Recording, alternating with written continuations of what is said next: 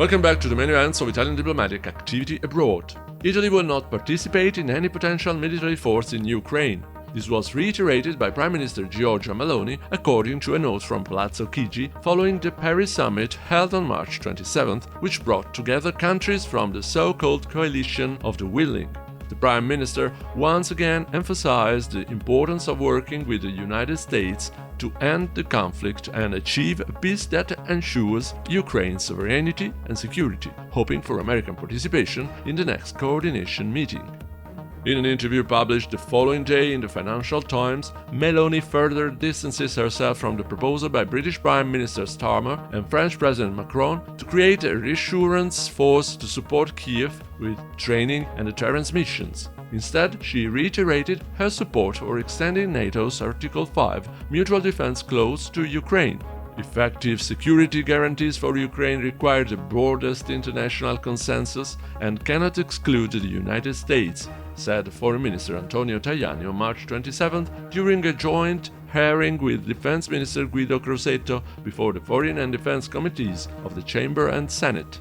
He stressed the importance of maintaining unity between Europe and the United States.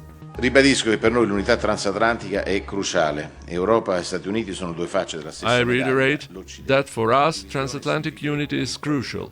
Europe and the United States are the two sides of the same coin, the West. A division would mean the victory of autocracies, populism and radicalism. At this stage, the American administration is asking the European partner for a more profiled role to guarantee the security of our continent. We must be ready to do our part and increase national spending to strengthen the European pillar of NATO.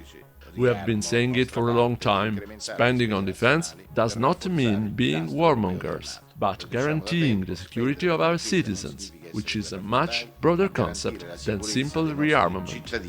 Che è un concetto molto più ampio del semplice riarmo. That same day, Minister Tajani met at the Farnesina with Cyprus Foreign Minister Konstantinos Kombos. The meeting, which began with the Middle East situation, showed full alignment on the importance of promoting regional stability, particularly the reconstruction of Gaza and Syria. Minister Tajani emphasized the need to restore the ceasefire in Gaza and reaffirmed Italy's support for the Arab plan for rebuilding the Strip.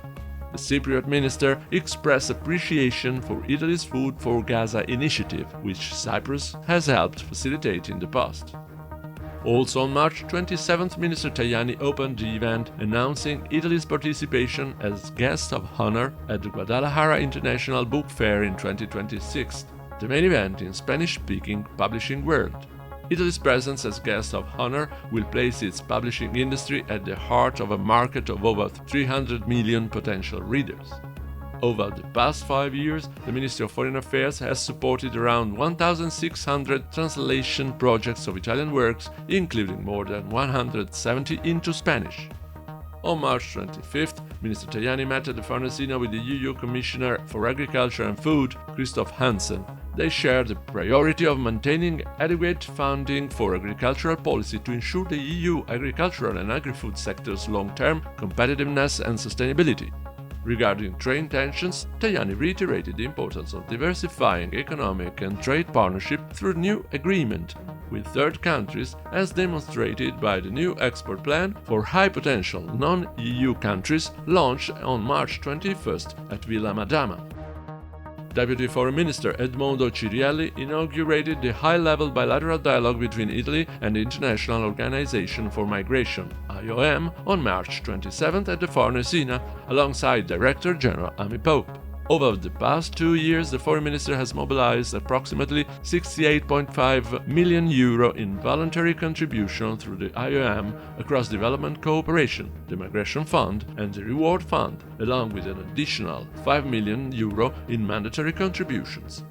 To mark Dante D on March 25th, ALIM, Association of Italian Readers Worldwide, launched the international project Dante, Datasets in every language of the world, involving 10 universities across Europe, Africa, Asia, and the Americas. Students from around the world recited a Dataset from the Divine Comedy both in Italian and in their native language, contributing to a powerful video mosaic in which Dante's verses became tools of cultural diplomacy, breaking down language barriers and creating a symbolic connection among students of different countries and cultures. The Italian Embassy to the Holy See hosted the event Jubilee 2025 and Roots Tourism, synergies and opportunities for rediscovery and enhancement of local territories. The gathering, attended by a representative of the Foreign Ministry, the Vatican measures and regional authorities, was an opportunity to reflect on the potential offered by the Holy Year, especially in connection with Roots Tourism project, strongly advocated by Foreign Minister Antonio Tajani. The Italian Cultural Institute in Tokyo is hosting until May 19th the photography exhibition The Image of the Present, Southern Italy through the lens of Fosco Maraini, 1946-1956, curated by Francesco Paolo Campione. Maraini, an anthropologist, orientalist, and one of Italy's foremost experts in Japanese culture, coined the neologism "present" to describe images captured in the unrepeatable instant when the eye perceives the movements of heart and soul. The 58 photographs on display in Tokyo are divided into 3 sections: the clouds, our south, and the mosaics of Monreale. And that's all for now. Thanks for your attention and stay tuned.